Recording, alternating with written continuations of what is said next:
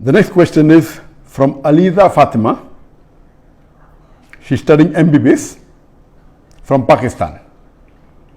When a corrupt leader is elected, we are also responsible for the sins he commits as a leader. What should be our priorities while electing a leader?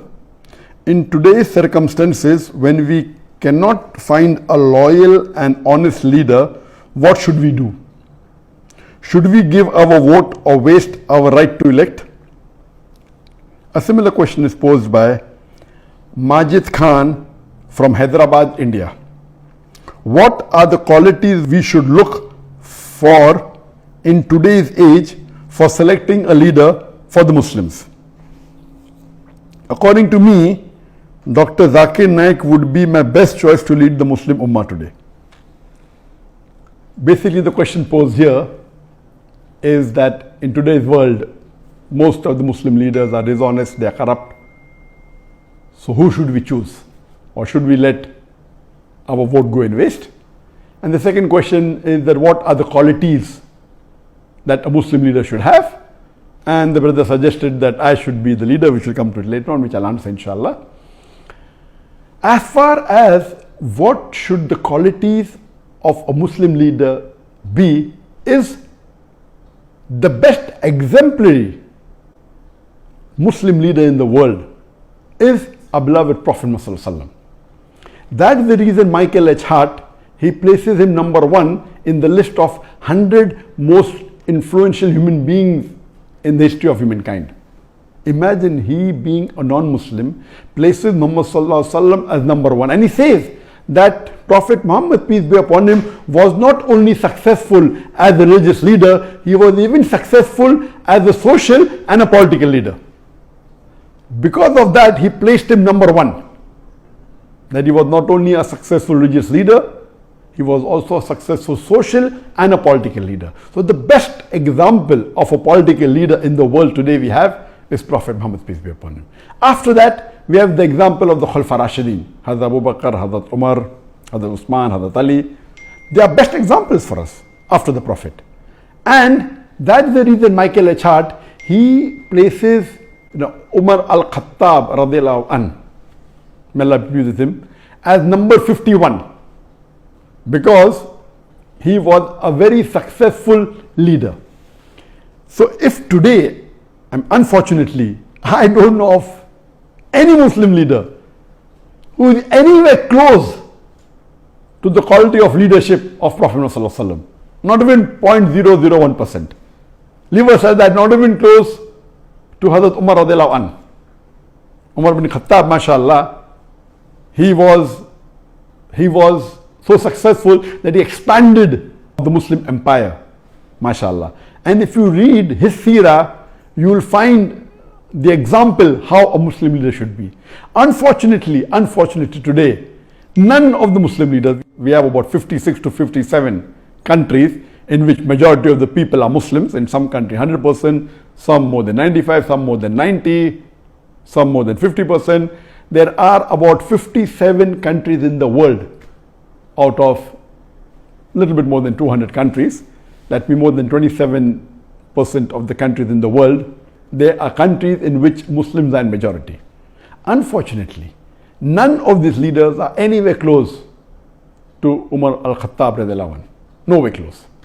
And if you read the seerah of Hazrat Umar, may Allah be pleased with him, he told his family that if any of my family members break any of the rules, they will get double punishment. Because the family of a caliph should be following the rules much more than others. If they break any rule, they will get double punishment.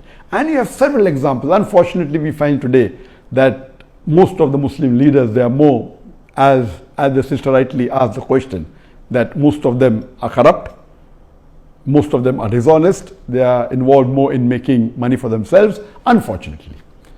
Just let me give you one example of Hazrat Umar radiallahu anhu. That when he was the Khalifa, he had two of his sons, Abdullah and Ubaidullah, may Allah be pleased with them both. When they went to the governor of Basra, when they were passing Basra, the governor called them and he was very happy to meet them. He said, what can I do for you? Then he said, why don't you give this amana to Amirul Mu'minin, to your father, the Umar al-Khattab radiallahu anhu. But I give you permission that on your way you can utilize the money for business, and when you get the principal amount back, keep the profit, and you can give the principal amount back to Amirul Mu'minin.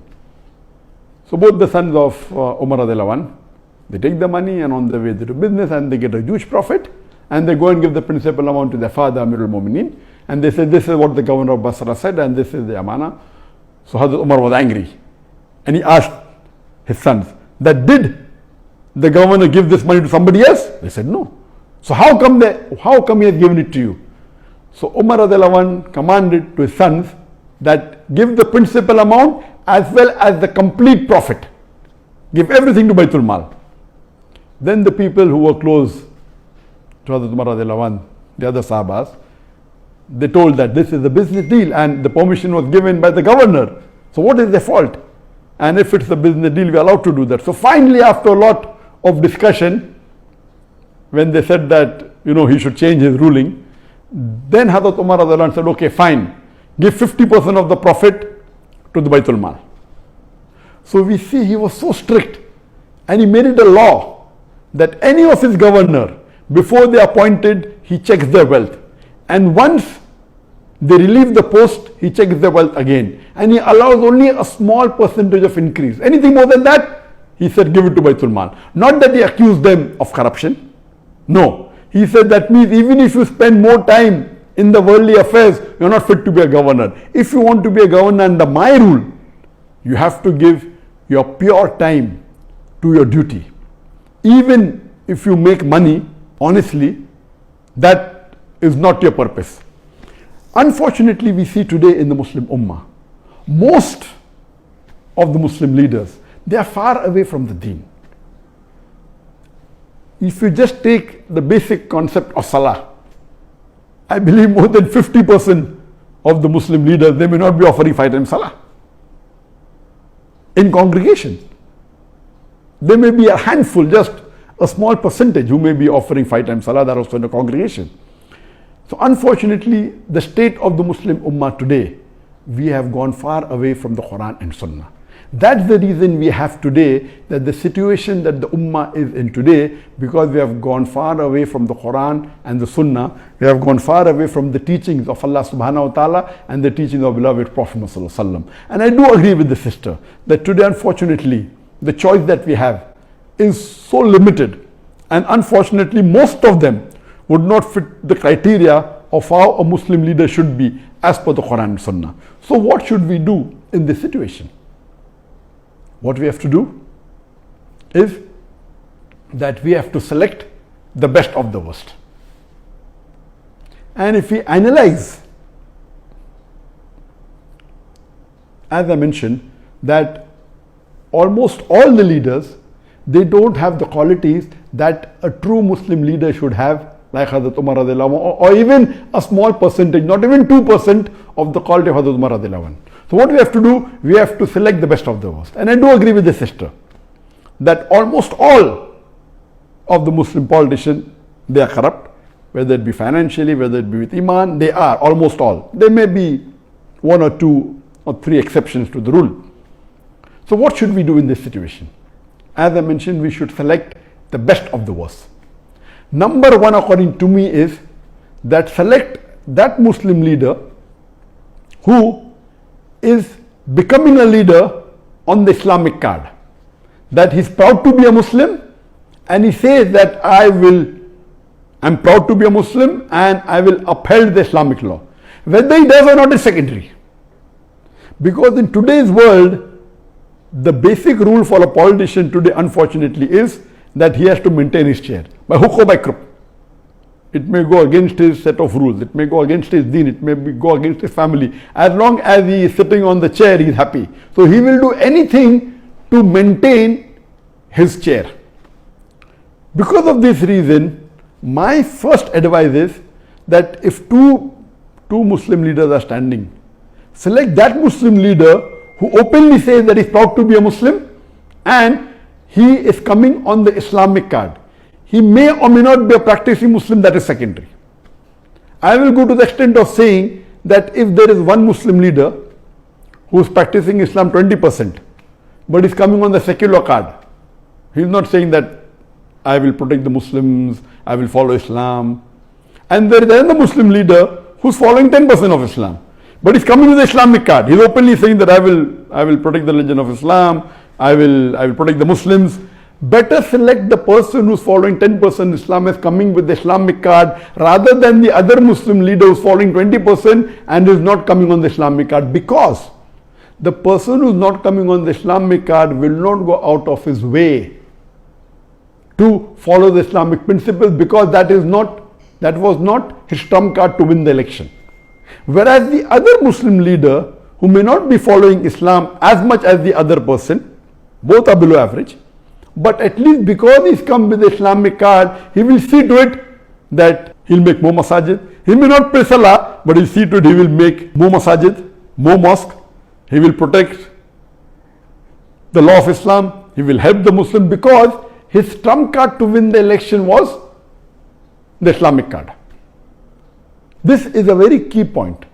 Unfortunately, and we know, as the sister rightly said, that majority, almost all are corrupt. So, but if you have a corrupt leader who's coming with the Islamic card, is better than a corrupt leader who's coming without the Islamic card.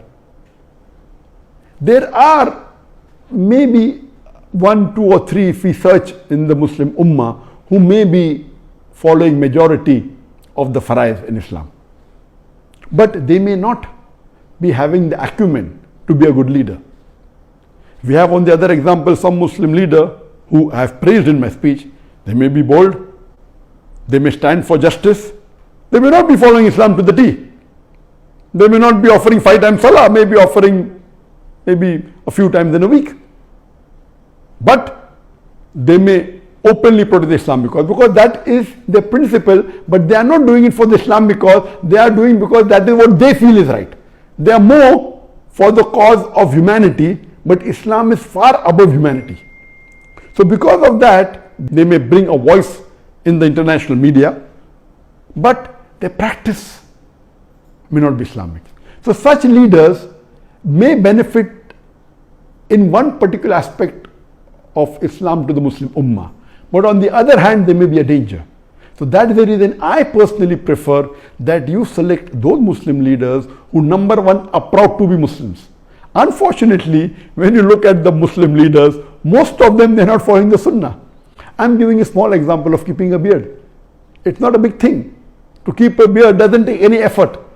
But our beloved Prophet Muhammad said, it's mentioned in Sahih Bukhari, in volume number 7, hadith number 5892, that the Prophet said that do the opposite of what the mushriks do, what the unbelievers do. Grow your beard and trim your mustaches. According to all 4 schools of thought, all the 4 Aimmas, keeping a beard is fard. It's such a small effort. But yet, unfortunately, majority, more than 75% of the Muslim leaders who are men, they don't have a beard. Why? That means they're not proud to be Muslims. That doesn't mean if you keep a beard, you have fulfilled all the requirements. No, please don't get me wrong. In requirements, you have to follow the 70 major sins and see how good the person is. So what we have to realize, my basic point here is that select those Muslim leaders who are proud to be Muslims, even though they may be less in practice. A person who's proud to be a Muslim and a practicing Muslim, it is the best. Who's practicing and doing all the faraiz? I don't think so. If you search, you may find 1 or 2, but they may not be good leaders, but they may be following the faraiz. So here, see to it that you elect those who are coming with the Islamic card and those who are proud to be Muslims and present themselves as Muslims, are not shy when they meet the non-Muslim leaders. They're not shy to present themselves as Muslims. Now coming to the second part of the question, that these criterias, the best is read the seerah of the Prophet and seerah of Hazrat Umar radiallahu anhu, Hazrat Abu Bakr, Hazrat Usman, Hazrat Ali, and you see the examples in their life, how honest. And none of these leaders, they wanted to become leaders. The hadith of the Prophet, anyone who wants to be an Amir, wants to be a leader, is not the right person. Here we find that most of the leaders want to be leaders. In the Islamic teachings, a person who himself wants to be a leader should not be made the leader. The other people who make him, and all the Khalifas, they were made by others. And you have these examples. As far as the question posed by the brother Majid, that he feels that Dr. Zakir Naik is the best choice, I'm sorry, I disagree with you totally. I don't have the qualities to be a leader at all, and I don't consider myself. And what I've seen in my life, in my personal life, I've seen that many religious people, when they enter into politics, almost all of them went away from their deen. I know several scores of Muslims who are very good practicing Muslims, who are offering 5 times salah, who are very honest, and they give such beautiful lectures. But the moment they entered politics, they got corrupt, they got influenced. Because unfortunately, the ummah that we have today, they are not like the Sahabas at the time of the Prophet and Khulafa Rashidin. Our Khulafa Rashidin, first they would take decision thinking, what would Allah want me to do? They were more scared of disappointing Allah. Today, our politicians are more interested in how it will benefit them personally. They don't want to disappoint the vote bank. The Khulafa Rashidin, they did not want to disappoint Allah. They would take a decision which would be completely against them, as long as it pleases Allah. As Allah says in the Quran in Surah Nisa chapter 4 verse number 135, that Ya ayyuhalladhina amanu, oh you believe, stand out for justice as witness to Allah subhanahu wa ta'ala, even if it be against yourself, against your parents, against your kitokin, against the rich or poor. Allah protects all. There were many times the question was asked to me in India that why don't I enter politics, and I said that, I mean, why do you want to become enemy? I mean, I have to jokingly tell them. Because in today's world, if you enter politics, there are high chances that you will spoil your akhirah. Very high chances. Because the way the ummah and the society is made, that if you want to live and remain in that seat, you will have to compromise on your principles. And the best example I can give you is of Dr. Israr Ahmad. Dr. Israr Ahmad, you know that mashallah, he was a very great dai, and he gave tafsir of the Quran, he was very knowledgeable, he was popular, and he stood for election and he won the election. After he won the election, a member of parliament he was made, and he was given some post, and after a few months he resigned. He said, asking me, what should be the width of the road? That's not what I'm made for. When I'm giving them Islamic solution, they don't want to listen. He immediately resigned. So a good person who is following the deen, he will either have to give up his deen or give up his position. And whatever Dr. Israr Ahmad did was the best. There may be few people like Dr. Israr Ahmad who may be Islamic and may have got into politics, but I don't know anyone who's a leader. May have come on a lower position, not as the head of state, and may be following the deen. But the way the society is made today, our ummah, you will either have to give up the post that you're in or give up the deen. So first of all, I'm not fit to be in that position. Neither do I want to spoil my akhirah. I'm very happy in being a dai, and I'm very satisfied with Allah subhanahu wa ta'ala, whatever ni'mah He has given me.